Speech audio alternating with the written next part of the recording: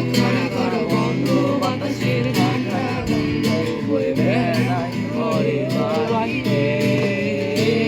আশা ছোট্ট একটা গান করি যাতে ঘুম পাড়ানি মাছি এসে পাশে বসে হাতখানা দিবে কপাল করে।